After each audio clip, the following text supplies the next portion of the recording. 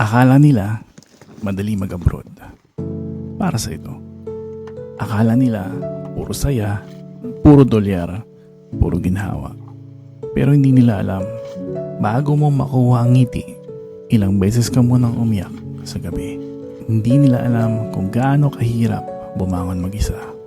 Walang pamilya, walang karamay, pero kailangan mong magpakatatag. Kasi may mga umaasa sa iyo. Habang sila natutulog sa bahay, ikaw gising pa rin, nag-iisip kung sapat pa ba yung kinikita mo. At sa bawat padala mo, may kasamang pagod, puyat, at dasal na sana hindi mo na kailangang lumayo sa susunod na taon. Kaya wag mong sabihin madaling mag-abroad.